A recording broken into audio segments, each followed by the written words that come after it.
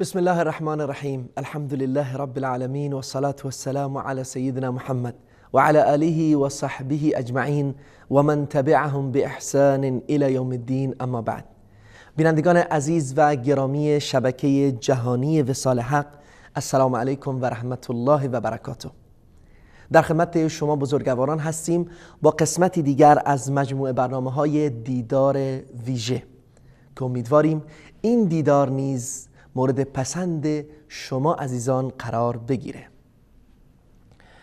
اگر بر بگردیم به پیشرفت چشمگیر دعوت اسلامی معاصر در تمام گیتی و به ویژه در کشورهای غیر اسلامی، در دیار فرنگ، میبینیم که این دعوت با همت دعوتگران عزیز و بزرگواری که برخی از اونها را در این برنامه ها به مهمانی خوانده ایم و برنامه هایی را با اونها داشتیم، به همت این دعوتگران عزیز بسیاری از جوانها و بسیاری از شکوفه های عزیز این دیار نیز شکفته شده اند.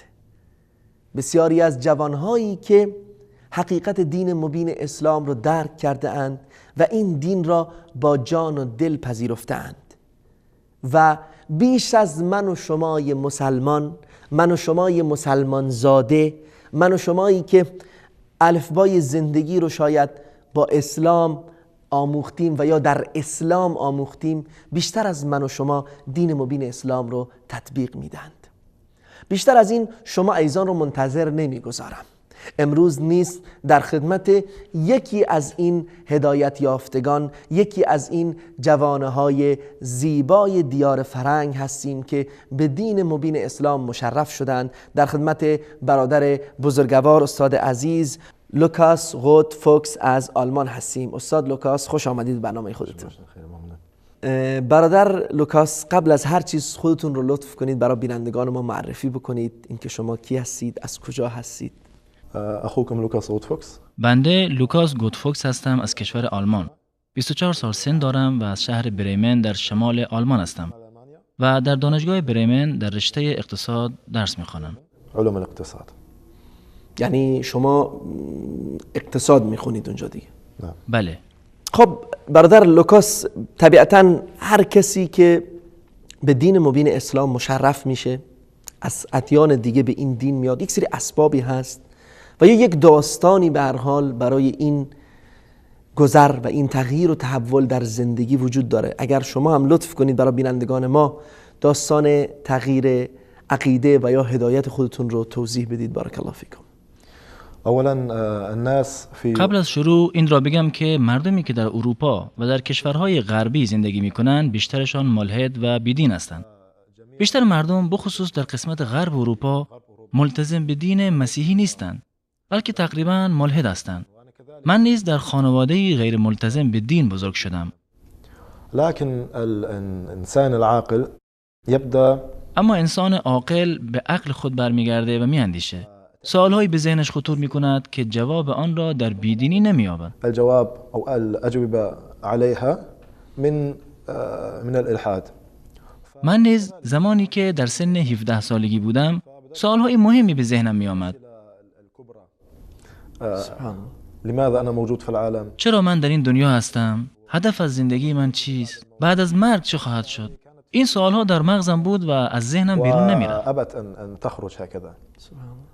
فبدأت اتفكر فکر خود را به اینها مشغول کرده بودم و سبحان الله، انسان به مرحله میرسد که با خود میگوید باید در این دنیا آفریدگاری باشد، قدرتی باشد، آفریدگاری که این جهان را پدید آورده باشد. فلما يصل الإنسان إلى هذه المرحلة يصل أيضا إلى مسألة الدين لأنه وقتی که انسان به این نتیجه میرسد به مسئله وجود یک دین نیز پی میبرد، چون کاملا غیر معقول است که در جهان یک آفریدگاری باشد ولی انسان و دنیا را بدون اینکه دینی داشته باشند، احکام و برنامه‌ای داشته باشند به حال خود رها کرده، یعنی بدون هیچ گونه ارتباط بین خالق و مخلوق. بین الخالق والمخلوقات. نعم. فاخذت شروع کردم به تحقیق در ادیان مختلف. با خود گفتم چون اصالتاً مسیحی هستم، پس در آغاز در مورد این دین که دین اجدادم هست تحقیق میکنم. دين أجدادك، دينك الأصلي. فأنا من طبعا هناك عدة طوائف من النصارى. در اروپا و آلمان چند مذهب مسیحی وجود دارد که من از گروه و مذهب پروتستانی هستم. از رسومات این مذهب این است که وقتی نوجوان به سن 17 سالگی رسید، پدر و مادرش این جوان را نزد یک کشیش میبرند تا کشیش با او بنشیند و احکام دین را به او بیاموزد. أبنائهم وبناتهم إلى القسيس كي يجلس معهم وكي يشرح لهم أمور دينهم. فأنا طبعا من چون از خانواده مذهبی نبودم، خودم رفتم و نامنویسی کردم. رفتم و اونجا ثبت نام کردم. ذهبت إلى هناك وسجلت. وهذه كانت عبارة عن دروس أسبوعية، يعني مرة واحدة في الأسبوع. این رفت آمد مثل یک دوره درس هفتگی بود. یک روز در هفته می رفتیم و با کشیش می نشستیم. من و چند جوان دیگه. کشیش بعضی از مسائل را برای ما شرح می داد. این درس به مدت 2 سال تقریبا ادامه می یابد. بعد از آن یک مراسم بزرگی می گیرند و تمام افراد خانواده در آن شرکت می کنند. و هر کسی هدیه‌ای را تقدیم این پسر یا دختر می کند که در آخر به حدود 2000 یا 3000 یورو هم می رسد. چون بیشتر این هدیه ها نقدی می باشد. عند الشاب ممكن 2000 يورو 3000 يورو من الهدايا هذه، لأن غالب يكون برای فلوس. تشویقشون. سبحان الله، پی بردم که 90% از این جوانهایی که با کشیش می نشینند، هدف اصلی آنها این پول ها می باشد. يجلسون مع القسيس همهم الوحيد الفلوس. سبحان همهم الوحيد الفلوس، لا يهمهم الدين أصلا. اصلا آموزش دین براشون مهم نبود. چون وقتی که برنامهشون با کشیش شروع شد، همه چیز را مورد استهزا قرار میدادند. دین و کشیش و عیسی و الله همه را مسخره میکردند. در مورد دین به هیچ قناعتی نرسیده بودند. این مسئله باعث شد که فکر بکنم و از خود بپرسم چرا مردم اروپا از دین گریزانند؟ الناس من الدين في أوروبا، يعني أول ما از زمانی که در اروپا کلیسا سیطره بر قدرت را از دست داد و مردم به یک گونه آزادی دست یافتند، شروع کردند مردم به دوری گرفتن از دین. ما شيء من الحرية أخذوا يهربون من الدين. يعني بله، یعنی مردم از دین بیزار شدن.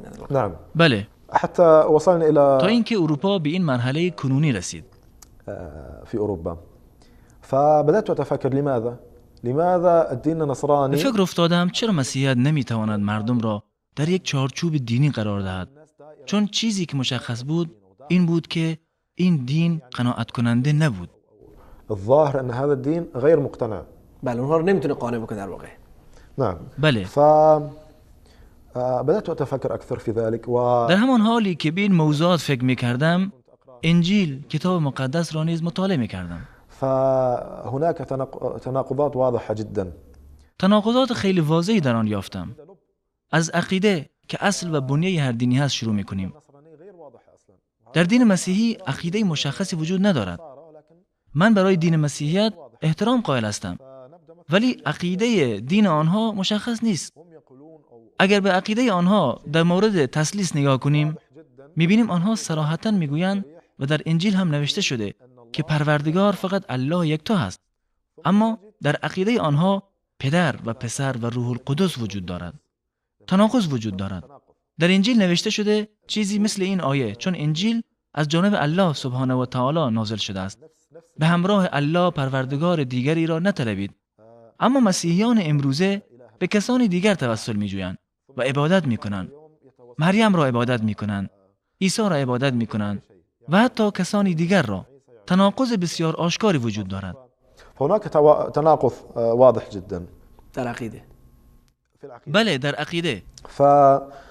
بدأت أتفكر خب أكثر. شک من به این دین بیشتر میشد که آیا واقعاً این دینی هست که الله برای مردم انتخاب کرده و قرار داده؟ يرضى الله سبحانه وتعالى للناس. تا اینکه یک روز فهمیدم که خود کشیش نیز به این دین قانع نیست. در یکی از روزها که ما جوانها با کشیش نشسته بودیم، البته کشیش و کلیسا در اروپا به صورت کلی یواش یواش در حال تنازل از عقیده خود هستند. والكنيسة بشكل عام هم يتنازلون چون از طرف جامعه و ملحدان مورد هجوم قرار گرفتند. عليهم من قبل المجتمع ومن قبل الملحدين. فقال لنا کشیش به ما گفت ما امروزه میدانیم که انجیلی که نزد ما هست تحریف شده است الذي بين يدينا محرف و صحیح نیست. بل ان و بیشتر داستانهایی که در انجیل آمده برای مثال و نمونه است و حقیقت ندارد. وليست واقعية. برای نمونه نیز داستان آدم و حوا را ذکر کرد. گفت داستان آدم و حوا یعنی داستان آغاز خلقت انسان فقط برای مثال است. اما امروز ما می‌دانیم که در اصل نسل ما از میمون هست. أي نظرية داروين. یعنی نظریه داروین. و گفت شواهدی از علم و دانش جدید وجود دارد که بر آن دلالت می‌کند و از این حرفا. در آن زمان من خیلی شوکه شدم. واقعا در حیرت ماندم. با خود گفتم چطور خودم را بقبولانم و باور کنم به کتابی که استادم یعنی کشیش به آن باور ندارد و قانع نیست. شيخي يا أستاذي يا قسيس نفسك غير مقتنع أصلا بهذا الكتاب. سبحان الله.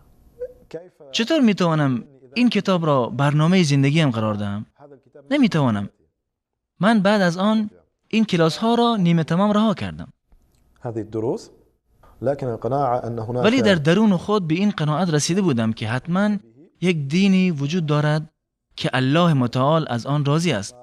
شروع کردم به تحقیق در دیگر ادیان. وقرأ عن أديان أخرى. احسن. من همینو میخواستم بپرسم دقیقاً. خب پس از این که شما در یک خانواده به هر حال بیدین یا لادین یا ملحد یا هر چیزی بگیم بزرگ شده بودید، اما طبیعتاً خودتون متوجه شدید که واقعا این دنیا بیهوده خلق نشده، این هستی، این مخلوقات حتما یک خالقی داره و اون خالق هم 100% یک صفات و ویژگی هایی داره. اون مردم رو بیهوده یا مخلوقات رو کلا بیهوده خلق نکرده، باید یک ارتباطی باشه. و رفتید در دین آبا و اجداد خودتون یعنی دین نصرانیت یا مسیحیت جستجو کردید، گمشده خودتون رو نیافتید. در واقع متوجه شدید که خیلی تناقضات هست، خودشون اصلا این انجیل اون کتابی نیست که در واقع از جانب الله متعال اومده بوده بر عیسی، بلکه تحریف شده. در نتیجه اون دین تحریف شده. شما به این نتیجه رسیدید، به این قناعت رسیدید. حالا چطور شد که گمشده خودتون رو در دین مبین اسلام یافتید؟ دین‌های دیگه هم بود و هست. چطور شد؟ نعم ثم أصبحت. بله، من دین‌های دیگری که امروزه رایج هست را نیز مورد مطالعه قرار دادم، مثل هندوها و بودایی. ولی واقعیت این است که اینها جزو دین به حساب نمی آیند، چون هیچ انسان عاقلی نمی آید بت و گاو و این چیزها را بپرستد. اما دین یهودی در واقع یک دین نجات پرستانه به تمام معنا است، چون آنها میگویند ما قوم برگزیده از جانب الله هستیم و هر کسی نمیتواند دین یهودی را انتخاب کند. یا باید در خانواده یهودی متولد شده باشی و یا هم جهنمی و بدبخت هستی. خود انسان آزادانه نمیتواند این دین را انتخاب کند. يعني ليس هناك اختيار اصلا. وقتی ما در مورد خالق که انسان و تمام جهان را آفریده است صحبت میکنیم، باید این خالق دارای صفاتی باشد. من صفاته المنطقية التي يصل. یکی از صفات منطقی خالق که انسان با عقل خود به آن پی میبرد صفت عدالت است. این که خالق انسان را بیافریند ولی آنها را مختار قرار ندهد، به آنها مجال وارد شدن به دین را ندهد، در پایان هم آنها را جهنمی و بدبخت قرار دهد، اینها از صفات عدالت نیست. حتی اصبحت اقرا تا اینکه دین اسلام را مورد مطالعه و بررسی قرار دادم. خانواده من به خصوص پدرم زیاد به مسافرت میرفت. كان دائما يحب السفر فكنا حتى قبل ذلك مثلا. من قبلا به کشورهایی مثل ترکیه سفر کرده بودم و اطلاعات مختصری از اسلام داشتم. الاسلام كثقافه. مطالعات خودم را در مورد اسلام بیشتر کردم. سبحان الله، وقتی که انسان در مورد دین اسلام تحقیق می کند، اولین چیزی که کاملا برایش واضح و آشکار می شود عقیده است. العقیده واضحة وضوح الشمس في ضحاها. عقیده در دین اسلام مانند روز روشن است، به این مضمون که یک پروردگار وجود دارد، هیچ چیزی غیر از او پرستیده نمی شود، نه پیامبری و نه ملائکه‌ای، نه درختی و نه مخلوق دیگری. یک خط قرمزی بین خالق و مخلوق وجود دارد. وقتی به دیگر ادیان می نگریم، ادیانی مانند مسیحی و یهودی و هندو و بت پرستی، همه آنها با این مسئله مشکل دارند. نهایت مشکل فی هذه المسألة هم توحید، چون آنها به پروردگار صفات بشرگونه میدهند و به بعضی از انسانها نیز صفات الهی میدهند. الخالق سبحان الله. مطالعه‌ام را در زمینه اسلام افزایش دادم و قرآن که به آلمانی ترجمه شده بود برای خود تهیه نمودم. سبحان الله، در قرآن پاسخ به تمام سوالهایی که ذهن و فکرم را به خود مشغول کرده بود یافتم.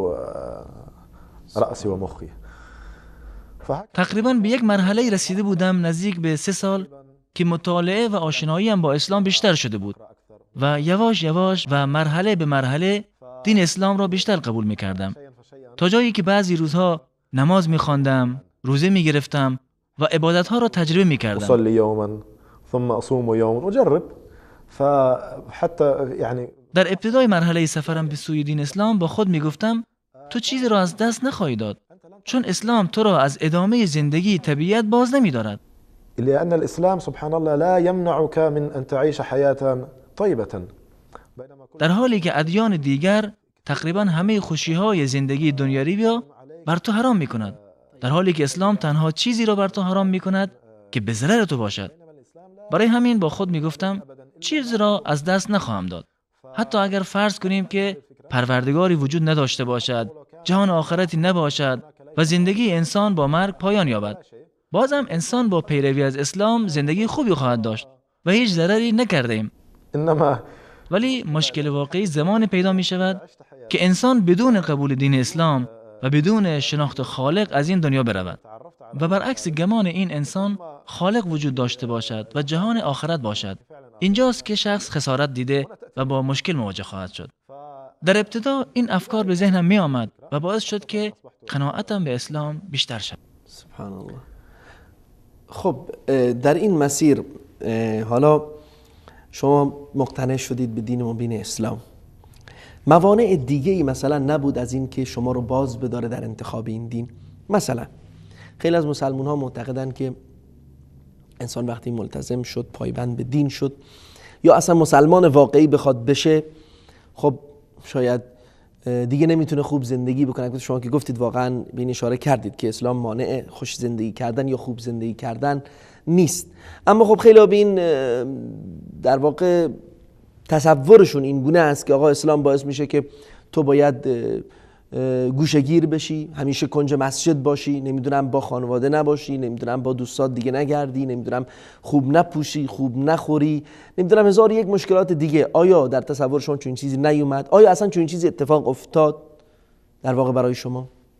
الحمدلله زمانی که انسان قرآن کریم را مطالعه می کند، سنت رسول الله صلی الله علیه و آله و سلم را می خواند، دلیل های زیادی را می یابد که بر خلاف این مسئله دلالت می کند. مانند کلام الله متعال که فرموده پروردگارا به ما در دنیا نیکی عطا کن و در آخرت نیز نیکی عطا فرما. پس در اسلام اینطور نیست که فقط به آخرت اهمیت بدهیم و دنیا را کاملا رها کنیم. رسول الله صلی الله علیه و سلم فرمودند الله زیبا است و زیبایی ها را دوست دارد و در آیه قرآن آمده بگو چه کسی لباس یعنی زینت هایتان را که خداوند برای بندگانش پدید آورده و روزی های پاکیزه را حرام کرده است. آیه های فراوانی وجود دارد که الله سبحانه و تعالی از انسان میخواهد در حد و حدود مشخصی از وسایل و رفاه دنیایی بهره ببرد. این حد و حدودی که گذاشته شده نیز به صلاح خود انسان میباشد. دین اسلام تو را از ازدواج باز نمیدارد. اسلام مانع نمیشود که ماشین خوبی در اختیار داشته باشی. راستش این تصورات و افکار ابتدا در ذهن من نبود، چون اگر از همان ابتدای تحقیق در مورد ادیان این تصورات در ذهن من بود، مشخص میشد که این ادیان صحیح نمی باشد.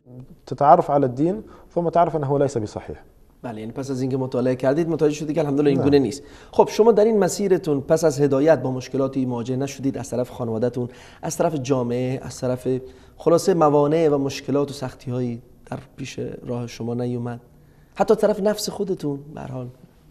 بطبیعت الحال بسیار عادی است که انسان در ابتدا با بعضی از سختی‌ها روبرو میشه، ولی باید صبر پیشه کرد، بخصوص اگر این مشکلات از جانب قوم و خیش و پدر و مادر باشد. اما با صبر و خوش اخلاقی و برخورد نیک با آنها برایشان مشخص می شود که دین اسلام هم به نفع خود شخص هست و هم به نفع اطرافیان، چون برخورد تو با آنها بسیار بهتر از گذشته می شود. اما در مورد خود انسان این خیلی طبیعی است که انسان در آغاز با بعضی از مشکلات روبرو می شود، چون خیلی از کارهایی که به آن عادت کرده بود را باید ترک کند. ولی شیرینی و لذتی را که انسان در ایمان و اسلام به دست می آورد در چیزی دیگری که اسلام آن را حرام نموده نمی‌یابد. لن يجدها أبدا في أمور أخرى حرمها الإسلام. سبحان الله.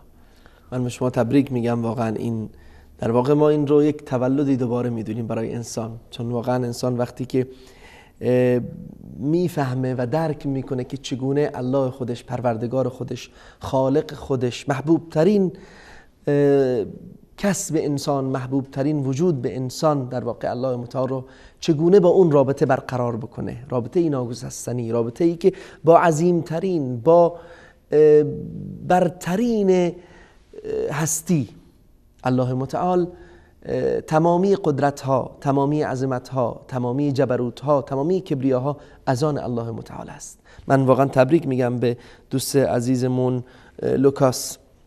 خب شما برادر عزیز، پس از این که مقتنع شدید یا قانع شدید به قول معروف به انتخاب این دین، یعنی دین مبین اسلام، خب در دین مبین اسلام مذاهب متعددی هست و همونطور که میدونیم مذهب تشیع یا امامیه در تمامی کشورهای دنیا از جمله آلمان پایگاه‌ها و مراکزی دارند، فعالیت‌هایی دارند. چطور شد که شما به این دین نگرویدید یا به این مذهب در واقع نگرویدید و مذهب اهل سنت رو انتخاب کردید؟ كما ذكرت آنفا، قبلا نیز اشاره کردم که آشنایی و تحقیق من در مورد اسلام با مطالعه قرآن شروع شد و از مطالعه قرآن اسلام را شناختم. تعرفت من خلاله على الدين. فالقرآن الكريم دائما يركز على مسألة. قرآن همیشه بر یک مسئله اساسی و مهم تاکید دارد، یعنی کلمه لا اله الا الله، یعنی کسی به جز الله نباید عبادت شود. پیام اسلام یگانگی الله است. مفاهیم غلط را با بیان توحید تصحیح نموده. همانطور که گفتم وقتی تحقیق در مورد اسلام را آغاز نمودم، این مهمترین چیزی بود که بر روی من تأثیر داشت. لما قرأت عن الإسلام فبصراحة مع احترامي للشيعة، من با وجود احترامی که برای شیعیان دارم، ولی متاسفانه این مسئله در مذهبشان وجود ندارد. قرآن کریم به شکل بسیار واضح و بدون تأویل و بدون اینکه مجالی برای تفسیرهای مختلف قرار دهد فرموده پس کسی را با الله نخوانید و فرموده و به جای الله چیزی را که نه سودی به تو میرساند و نه زیانی به تو میرساند نخوان. و آیه‌های دیگری مثل این که در قرآن فراوان یافت می شود. ولی می بینیم بعضی از مردم وقتی با مشکل روبرو می شوند از علی کرم الله وجهه کمک می طلبند، از حسین رضی الله عنه می طلبند، از بندگان می خواهند و از خالق طلب نمی کنند. در حالی که قبلا هم گفتم این خط فاصل بین اسلام و سایر ادیان است. در اسلام راه ارتباطی مشخصی بین خالق و مخلوقات وجود دارد، یعنی فقط از الله طلب بکنیم، چون او هم شنوا و هم دانا و هم تواناست.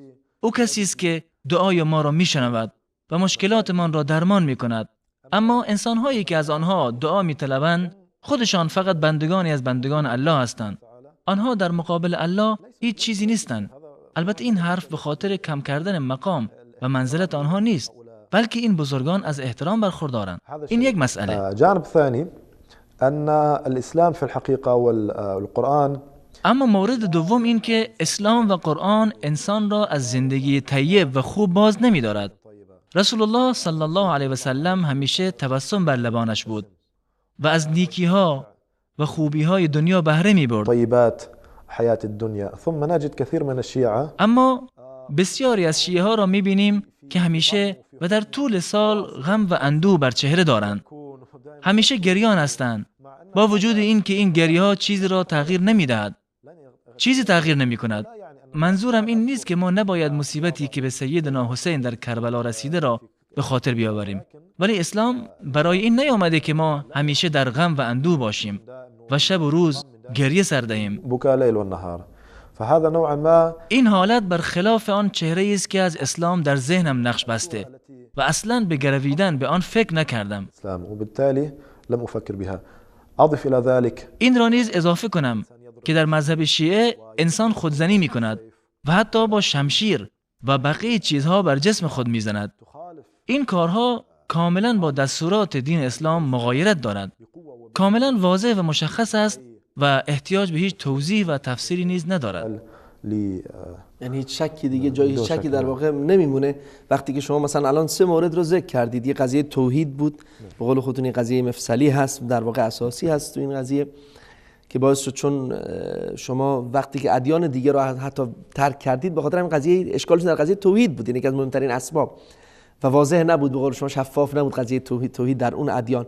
خب همونطور که خودتون فرمودید در مذهب تشیع این قضیه واضح نیست، یعنی غیر از الله متعال خیلی ها رو به کمک، به استغاثه، به طلب میطلبند. و قضیه دوم قضیه این بود که دین مبین اسلام در واقع طیبات یا همون پاکی ها رو برای ما حرام ندانسته، بلکه زندگی خوش و زندگی سعادتمندانه رو برای ما خواسته و لبخند و تبسم و پاکی ها و غیره همه از نعمت هایی است که الله متعال به ما داده و باید ازش استفاده میکنیم. اما شما دیدید که در مذهب تشیع همیشه هم و غم و گریه و به هر حال زاری و عزاداری هست. و قضیه سوم هم گفتید که به هر حال قضیه همون خود آزاری، یعنی به بدن و جسم کوبیدن، که باز هم یک کار غیر معقول و نامعقول هست. بسیار زیباست، یعنی این 3 موردی که شما ذکر کردید شاید سبب بشه که خیلی از جوانهای ما، جوانهای اهل تشیع، کسانی که شاید هنوز بر سر دوراهی موندند، قوت تصمیم گیری یا قدرت تصمیم گیری رو هنوز ندارند، میدونند که یک سری اشتباهات در اون مذهب، در اون راه اجداد و نیاکانشون هست، اما هنوز اون جرأت و قدرت تصمیم گیری رو ندارند برای اینکه راه درست رو انتخاب بکنند. میتونیم از برادرمون و استاد عزیزمون لوکاس درس بگیریم که چقدر زیبا فرمودند که این مسائل رو وقتی دیدن که در واقع یک دین سلیم، یک دینی که از جانب الله اومده، یک دین مقدس الهی، هرگز چنین ویژگی هایی رو نخواهد داشت. این ویژگی ها در دینی نیست که از جانب الله اومده. به همین خاطر ایشون دین مبین اسلام و مذهب اهل سنت و جماعت که همان نسخه اصلی و دست نخورده دین مبین اسلام هست رو انتخاب کردند. برادر لوکاس، طبیعتاً زندگی پستی و بلندی داره، خوشی و ناخوشی داره، فراز و نشیب داره. طبیعت زندگی دنیا همین هست. برای هر کسی خاطره های تلخ و خوش در زندگی وجود داره که خیلی وقتها باعث میشه به اونها بیاندیشه و فکر کنه و شاید در طول زندگیش اونها رو فراموش نکنه. برای شما اگر لطف کنید به هر حال یه خاطره تلخ، یه خاطره شیرین از زندگیتون رو لطف کنید بگید، به خصوص در مسیر تحولتون، در مسیر سفر اسلامتون اگر باشه بسیار زیبا هست. طبعا ولله الحمد. الحمدلله وقتی که انسان دین اسلام را انتخاب می کند به چیزی دست می یابد که در دین و ایدئولوژی دیگر وجود ندارد. منظورم برادری اسلامی است. الحمدلله از زمانی که مسلمان شدم به کشورهای مختلفی سفر داشتم. فأنا ولله الحمد منذ أن أسلمت سافرت إلى بلاد كثيرة. أذكر مثلا أن وأنا كنت يعني للتو وكنت مسلم جديد آنذاك سافرنا مع الوالد إلى بلد إندونيسيا. یکی از خاطراتی که بیاد دارم این است که هنوز زمان زیادی از مسلمان شدنم نمیگذشت و تازه به اسلام گرویده بودم. با پدرم به کشور اندونزی که مردمش مسلمان هستند سفر کردیم. در آنجا با چند نفر آشنا شدم. خب من از جای خیلی دور به آنجا رفته بودم، چون بین کشور من و اندونزی هزاران کیلومتر فاصله هست. با این وجود آنها به گرمی از من استقبال کردند، به من احترام می‌گذاشتند و با من طوری برخورد می‌کردند که انگار از کودکی مرا می‌شناسند. برخوردشان با من از دوستانم که قبلا با هم دوست بودیم نیز بهتر بود. تقریبا به مدت 2 هفته با آنها بودم، چون من با پدرم به اندونزی رفته بودم. بعد أسبوعين وأنا طبعا أصلا جيت مع الوالد فكنت عندهم كل 3 أيام. هر 3 روزی یک بار می رفتم پیششان، با هم می نشستیم و آنها مرا به خانه هاشون دعوت می کردن. بعد از گذشت 2 هفته وقتی می خواستم با آنها خداحافظی کنم به گریه افتادن، گریه کردند و این نشان دهنده حقیقت برادری و اخوت در دین اسلام است. در مقابل یک فرد مسیحی وقتی به یک کشور دیگری مسافرت می کند این الفت و محبت را هرگز به دست نمی آورد. حتی نمی تواند در عبادت ها نیز شرکت کند، چون عبادت ها در نزد مذاهب مسیحی و بقیه ادیان با هم فرق می کند. ولی وقتی به مکه و مدینه بنگریم انسانهایی را از سراسر دنیا از کشورهای گوناگون با زبان مختلف می‌بینیم که از سراسر دنیا گرد آمدن، ولی همه آنها با یک روش الله را عبادت می‌کنند و این یک چیز خوشایندی برای انسان الله میباشد. سبحانه وتعالى بنفس الطريقة وهذا شيء فعلا يفرح الإنسان. سبحان الله. پس این یک خاطره خوش بود. من تشکر میکنم از شما.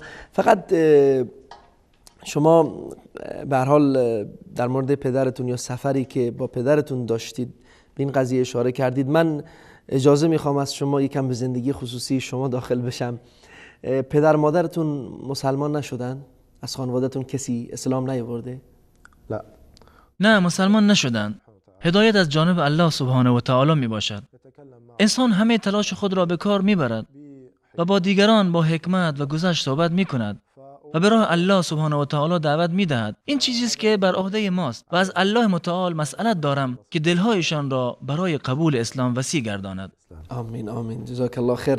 واقعا شما با این جوابتون دیگه من سوالای دیگه داشتم اما دیگه ساکت شدم، چون واقعا این که اشاره کردید که هدایت از جانب الله سبحانه و تعالی هست و شما سعی خودتون رو کردید و اسبابش رو در واقع به کار بردید، اسبابی که با حکمت و با علم و با محبت و با احترام به والدین هست رو شما این اسباب رو به کار گرفتید، اما هدایت واقعی دست الله سبحانه و تعالی است و دست ما نیست، بلکه ما اسبابی هستیم که راه هدایت رو نشان میدیم و از الله بخواهیم و بخواهید که همه رو هدایت بکنه و بی ویژه پدر و مادر شما برادر عزیز لوکاس. برادر لوکاس، همون گونه که شما میدونید و به هر حال بر شما پوشیده نیست که بسیاری از جوانهای مسلمان، جوانهای شرق، آرزوی سفر به غرب رو، آرزوی زندگی در غرب رو در سر می پرورانند و در واقع گم شده خودشون رو در غرب و در زندگی غرب و در پیشرفت غرب و در دنیای غرب می بینند. نصیحت شما، توصیه شما به این جوانها چیست در واقع؟ به عنوان یک جوانی که در غرب زندگی می کنید، غربی هستید، از پدر و مادری غربی، در زندگی پر از رفاهیت، ناز و نعمت و شاید هیچ گونه کمبودی نداشتید. خب شما چطور شد که خودتون در واقع دینی که اونجا رایج هست رو ترک کردید و اومدید دین مبین اسلام رو گرفتید و به اون چنگ زدید؟ و نصیحت شما در واقع، توصیه شما به این جوانها چیست بیشتر؟ الحقيقة نصيحتي للشباب أن يعرفوا نصیحت من به جوانان این است که قدر چیزی که در اختیار دارند را بدانند، قدر نعمتی که در آن هستند را بدانند. من کسی هستم که در غرب بزرگ شدم، آنجا به دنیا آمدم، در تمام مدت زندگیم در اروپا زندگی کردم. من می توانستم و هنوز نیز می توانم از آن امکانات و از آزادی هایی که در زندگی غرب فراهم بوده بهره ببرم. الإمكانيات في الغرب، لكن الإنسان مثلا ينبغي أن يسأل نفسه. اما انسان باید از خود بپرسد چرا تعداد خودکشی ها در این کشورها بالاست؟ بالاترین آمار خودکشی در کشورهای مانند فنلاند و سوئد و نروژ می باشد، در حالی که این کشورها جزو اروپا است و از ثروتمندترین کشورهای جهان به شمار می روند. نتیجه می گیریم که ارزش زندگی بسیار بالاتر از ماشین و کوچه و خیابان و زن و دختر و اینجور مسائلی است که یک جوان به آنها میل دارد. يميل الشاب إليها. فأنا أقول لكم من به جوانها میگویم درست است که در اروپا خیلی چیزها وجود دارد، در خیلی از امور پیشرفت و تقدم وجود دارد، اما خوشبختی در این چیزها لا نیست. يستطيع أن يعيش فقط وأن يستمتع فقط ويجد السعادة فقط في هذه الأمور. فصحيح أن كثير من بلادنا الإسلامية ربما تكون فقيرة وربما تكون هناك مشاكل. درست است که در کشورهای اسلامی فقر و مشکلات فراوان وجود داره، اما اگر به ارتباطات بین مردم نگاه کنیم، ارتباطات بسیار خوب و استواری وجود دارد. هنوز هم ارتباطات خوب است، اما در اروپا بسیاری از جوانها از سن 18 سالگی ارتباط خود را با پدر و مادر قطع می‌کنند. درست است که ماشین خوبی سوار می‌شوند، ولی برای تو خوشبختی دنیایی را به همراه نمی‌آورد. خیلی از مشکلات دیگری در اروپا وجود دارد که کسانی که در کشورهای دیگر زندگی می‌کنند از آن خبر ندارند. الإنسان لما يعيش في ولی من به عنوان یک جوان اهل اروپا که در اروپا زندگی کردم و هنوز نیز زندگی میکنم به جوانها توصیه میکنم که در کشورهای شما بعضی چیزها وجود دارد که ارزشش از توسعه و پیشرفتی که در غرب وجود دارد بسیار بالاتر است. پس در واقع نصیحت شما، توصیه شما به این جوانها اینه که قدر و ارزش دینشون رو، عقیدهشون رو، دین مبین اسلام رو بدونن و به اون چنگ بزنن، زیرا این لذت‌ها و خوشی‌هایی که و یا معنویاتی که در دین مبین اسلام هست و در جوامع اسلامی هست در بسیار از جوامع غربی نیست و سعادت هم تنها این مادیاتی نیست که خیلی‌ها می‌بینند. واقعا زیبا فرمودید. متاسفانه چیزی که چشم انسان بیشتر می‌بینه اون مادیات استاد عزیز. یعنی همین جوانها، اونهایی که بیشتر شیفته غرب هستن، خب جوانهایی هستن که هنوز به غرب سفر نکردن و تنها در شرق زندگی کردن و یا در بسیاری از مشکلات مانند فقر و جنگ و خلاصه خونریزی و مشکلات و عقب افتادگی هایی که در بسیاری از کشورهای شرقی هست، اینها باعث شده که اونها غرب را یک دنیای دیگر و یک سرزمینی رؤیایی ببینند. همون گونه که شما میدونید بسیاری از بینندگان ما فارسی زبانهای عزیز از مذهب تشیع هستند یا به تعبیر دیگر شیعه هستند.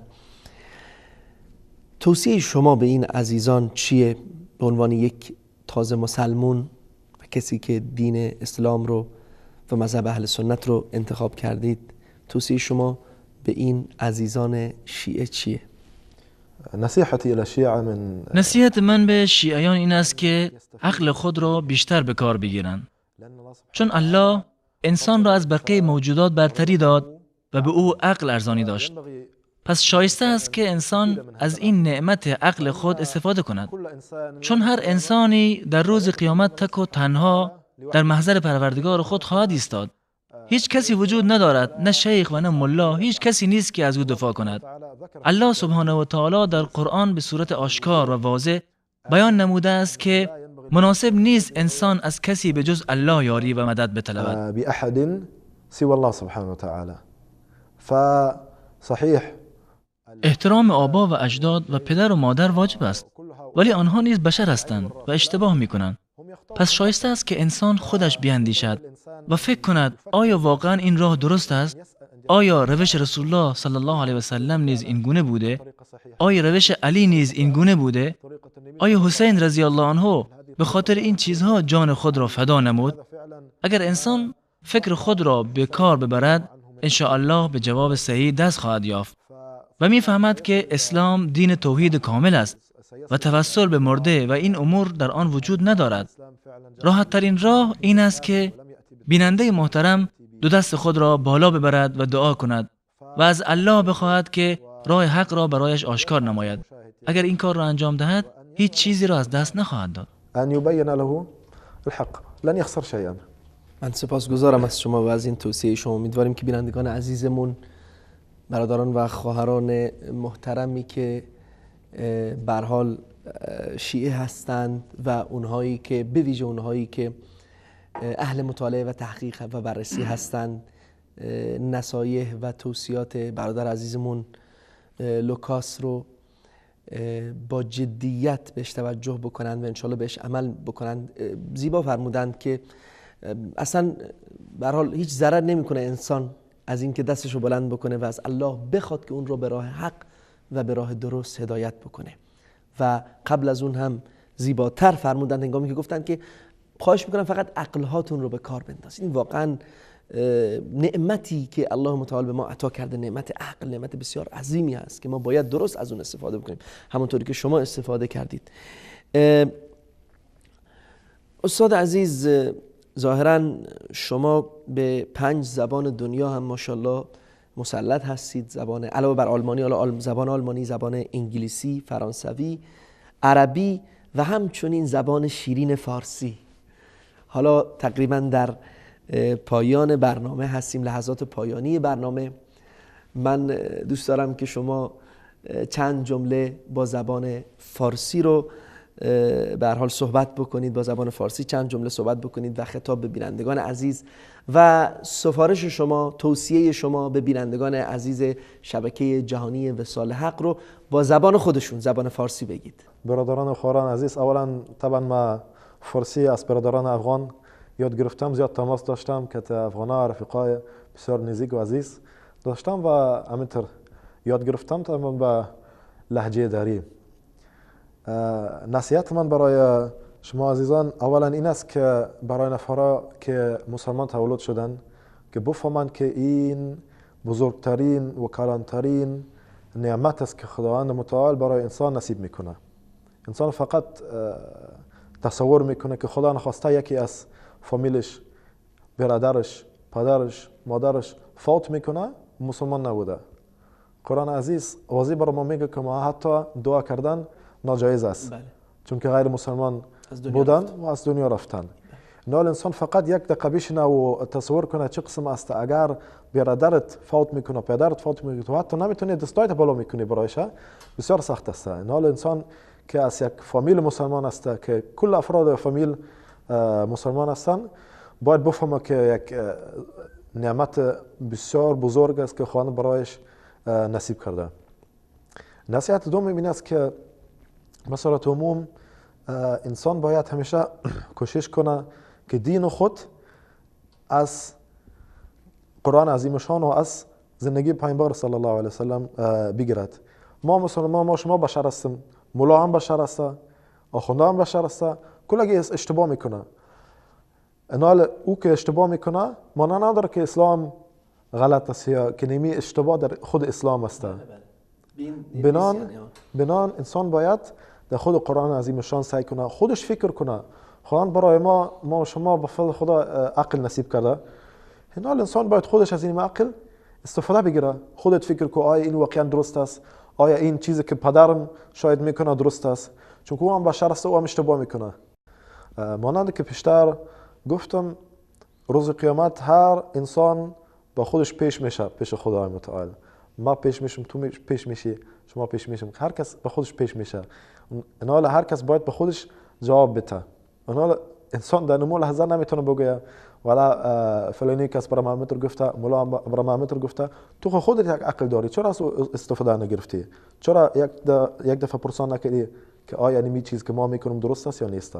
بنان ما به خودم میگم، با شما نصیحت میدم که انسان باید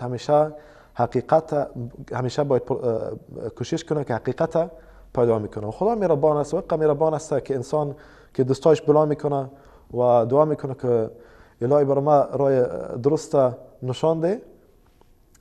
مهربان است، کریم است که حتما جواب میده و که حتما راه درست برای ما نشان میده و حقیقت نصیب میکنه. بله، واقعا درست میفرمایید استاد عزیز، برادر محترم لوکاس. واقعا همین گونه هست. اگر انسان عاجزانه از الله متعال و خالصانه بخواهد، یقینا الله متعال دعای دعا کننده را رد نخواهد نمود. من تشکر میکنم از شما برادر عزیز و محترم که وقت خودتون رو در اختیار ما قرار دادید و به استودیوی شبکه جهانی وصال حق اومدید. من بسیار خرسند هستم و به هر حال با چند زبون صحبت کردید اینجا. اگر در پایان هم جملاتی را به زبان آلمانی به بیننده های آلمانی ما، حالا شاید بسیاری از کسانی که از فارسی زبون ها هستن، از ایران، از افغانستان، از تاجیکستان، از کشورهای دیگر در آلمان زندگی میکنن، خیلی از جوون هاشون، بچه هاشون زبان آلمانی رو خوب بدونن و شاید زبان فارسی رو هم خوب ندونن. به هر حال یک جمله رو به عنوان یک پیام با زبان آلمانی هم به این عزیزان اگر بدید ممنون میشیم. Allgemein nochmal an die Zuschauer, die vielleicht Deutsch verstehen, und vor allem an die Jugendlichen. Der Islam ist eine Religion, der uns nicht daran hindert, ein gutes Leben zu leben, der uns nicht daran hindert, ein zufriedenes Leben zu leben, Spaß zu haben am Leben. Deswegen sollte man sich nicht überlegen, ich werde anfangen, den Islam zu praktizieren, wenn ich 40 bin, wenn ich 50 bin oder wenn ich älter bin. Man kann es auch jetzt machen, man kann auch so ein sehr zufriedenes, gutes Leben führen. Dann sollte sich jeder für sich selbst Gedanken machen, ob das, was er gerade macht, ob der Weg, auf dem er sich befindet, wirklich der richtige ist und nicht einfach blind dem folgen, was die Eltern gemacht haben. Sei es, dass sie Muslime sind oder sei es, dass sie nicht Muslime sind. In beiden Fällen sollte man wirklich sich auf die Suche machen nach der Wahrheit und danach dann versuchen, sein Leben auszurichten. بله، منم تشکر میکنم از شما. به هر حال بنده متوجه نشدم پیام شما چی بود. انشالله که بعداً خودتون لطف کنید برای ما ترجمه کنید. مینویسیم و سعی میکنیم انشالله این پیام رو زیرنویس بکنیم برای بیننده هایی که زبان آلمانی رو نمیدونن. من بسیار تشکر میکنم از برادر عزیزمون لوکاس که قدم رنجه فرمودند و این لحظات رو با ما در این دیدار ویژه بودند. اگر پیامی در پایان برنامه بیننده ها دارید، خداحافظی چیزی بفرمایید. من طبعا تشکری میکنم از جناب شما که شما برای من فرصت دادن که من یکم از زندگیم قصه میکنم و از بینندگان عزیز همچنان تشکری میکنم که از وقت شما گرفتم و امیدوار هستم که مفید بود آن چیزی که من گفتم و تشکری میکنم از همه. خواهش میکنم. ما هم از شما تشکر میکنیم و انشالله حتما مفید خواهد بود این نصایح، این سفارشات، این صحبت‌های شما برادر عزیز. بینندگان عزیز و گرامی شبکه جهانی وصال حق، از این که تا این لحظه با ما همراه بودید در این دیدار ویژه، همه شما را به الله بزرگ و متعال میسپارم. تا روزی دیگر و دیدار ویژه دیگر، شب خوش و الله یار و نگهدارتان باد.